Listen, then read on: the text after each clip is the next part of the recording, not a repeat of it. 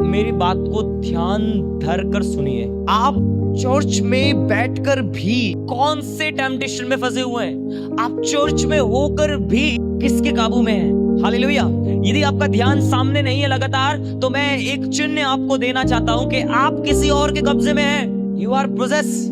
आप किसी और के कब्जे में हैं। परमेश्वर का कब्जा नहीं है आप पर। यदि आपके मन में घर जाना है, आज जल्दी जाना है, ऑटो नहीं मिलते हैं, ये होगा वो होगा, लेकिन यदि आप अपना ध्यान आगे रखेंगे, पुलपिट की तरफ रखेंगे, क्या प्रीच किया जा रहा है उस पर रखेंगे, तो मैं आपको बताना चाहता हूं कि कुछ सहायता आपके लिए आगे से आएगी। सहायता पीछे से नहीं आती, कभी भी आगे से आती है। जब हम परमेश्वर के वचन पर ज्यादा मनन करना शुरू करते हैं, तो हम देखते हैं हमारे जीवन में जो सवाल उत्पन्न हो रहे हैं, उनका जवाब हमें सामने से मिल रहा है। और जब आप सुनते नहीं हैं, तब आप उन्हीं सवालों के साथ संघर्ष करते हैं, और वही सवाल आपको मसीही जिंदगी में कमजोर करते हैं। आपके मन में सपोज करिए एक चीज है, आप किसी प्रकार का नशा करते हैं। अब आप ये सोच रहे हैं क्या ये ठीक है, क्योंकि आप वचन नहीं पढ़ रहे हैं, है ना?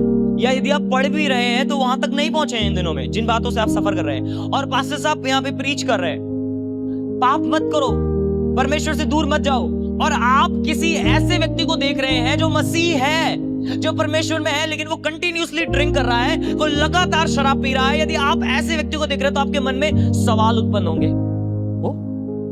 वो भी तो पी रहा है, मैं क्यों नहीं?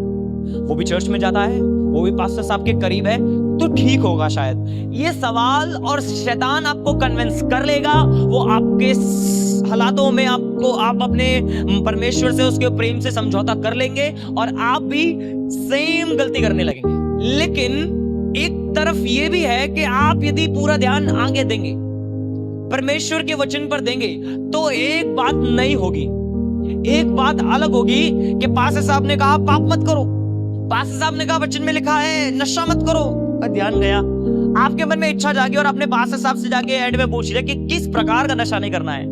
फिर उन्होंने बताया आपको कि अरे सर, बाइबल कहती है कि हमें किसी भी प्रकार का नशा नहीं करना चाहिए, क्योंकि वो हमारे शरीर को हानि पहुंचाता है। कोई करे या ना करे, लेकिन इसमें लिखा है नहीं करना, और यदि आप नहीं करेंगे ऐसा, तो आप परमेश्वर के दंड को भोगेंगे, आप परमेश्वर की तरफ से श्रापों को देखेंगे, अपने शरीर में बीमारियों को देखेंगे। तो उसे ये रियलाइज होगा कि जो सामने वाला व्यक्ति जो 20, 20, 50, 60, 70, 80 साल से मसीह में है, वो जो व्यक्ति कर रहा है वो अपनी मर्जी पूरी कर रहा है, किंतु मुझे उस व्यक्ति के हिसाब से नहीं, परंतु परमेश्वर के वचन के हिसाब से चलना है। हालेलुया।